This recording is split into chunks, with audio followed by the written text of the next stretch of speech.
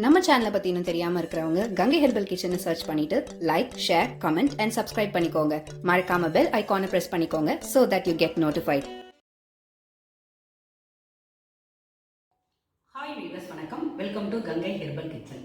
இன்னைக்கு சத்து மாவு நம்ம வீட்டில் எப்படி நான் அரைக்கிறேன்றதை பார்க்குறத உங்களுக்கு ஒரு வீடியோ கொடுக்க போகிறேன். அதாவது இது சத்து மாவுனா நம்ம கஞ்சா காய்ச்சி சின்ன குழந்தைங்க வந்து பெரியவங்க வரைக்கும் சாப்பிட்லாம். ரெண்டாவது அதில் மோர் ஆற வச்சுட்டு மோர் விட்டும் சாப்பிட்லாம், பால் ஊற்றி சக்கரை போட்டு நாட்டு சக்கரை போட்டும் சாப்பிட்லாம்.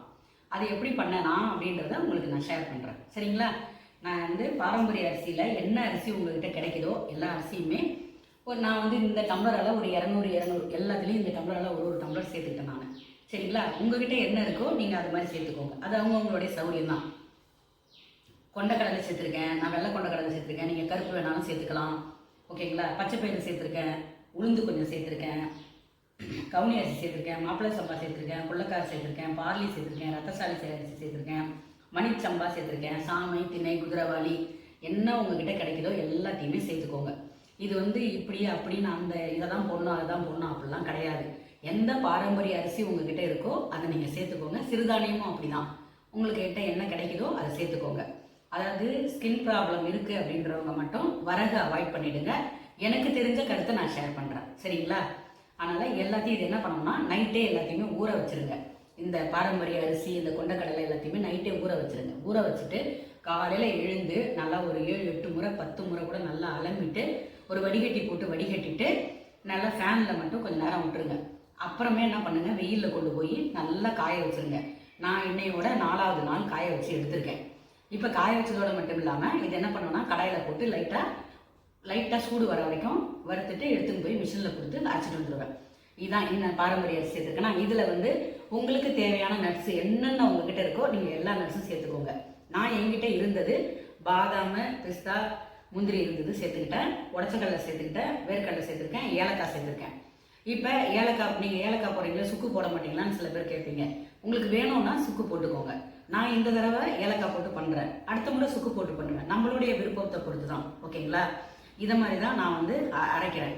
இப்போ இது எல்லாத்தையுமே நான் வறுத்துட்டு மிஷினில் போட்டு அரைச்சிட்டு வந்துடுவேன்.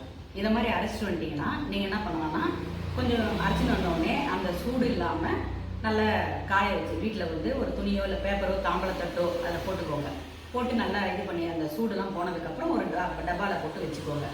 எப்பயுமே வந்து ஒரு பெரிய பாத்திரத்தில் போட்டு வச்சுக்கிட்டிங்கன்னா ஒரு குட்டி டப்பாவில் எடுத்து வச்சுக்கிட்டிங்கன்னா டக்கு நீங்கள் எடுத்து போட்டு கஞ்சா காசுறதுக்கு உங்களுக்கு சௌரியமாக இருக்கும்.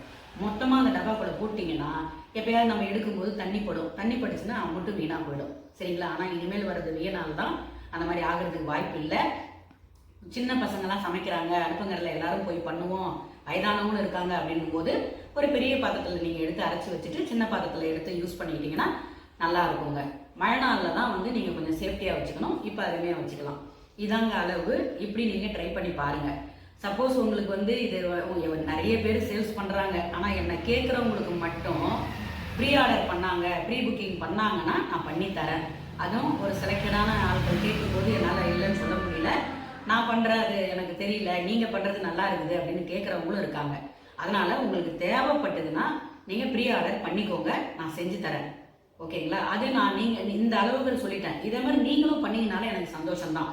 உங்களால் பண்ண முடியல அப்படின்ற ஆப்ஷனில் நிறைய பேர் பண்ணுறாங்க. உங்களுக்கு யார்கிட்ட வேணாலும் நீங்கள் பண்ணி வாங்கிக்கோங்க. அப்படி இல்லை உங்கள்கிட்ட தான் எனக்கு வேணும் அப்படின்னு நீங்கள் கேட்குறீங்கன்னா நீங்கள் ப்ரீ புக்கிங் பண்ணிக்கிட்டீங்கன்னா நான் உங்களுக்கு கொரியர் பண்ணிவிடுவேன். அட்ரஸ் எல்லாமே கரெக்டாக நீங்கள் சென்ட் பண்ணிவிடுங்க, சரிங்களா? உங்களுக்கு பிடிச்சிருக்கும்னு நம்புகிறேன். நீங்களே இதை வீட்டில் பண்ணிக்கலாம். ஹெல்த்தியான லைஃப் ஸ்டைலுக்கு வரணும்னா பாரம்பரிய அரிசிகளும் சிறுதானிய அரிசிகளும் சேர்த்துக்கோங்க. நம்ம வீடியோ போய் செக் அவுட் பண்ணலன்னா இது வரைக்கும் போய் பாருங்கள். உங்களுக்கு பிடிச்சிருக்கும்னு நம்புகிறேன். மறக்காமல் உங்கள் பதிவு கொடுங்க, சப்போர்ட் பண்ணுங்கள். நன்றி.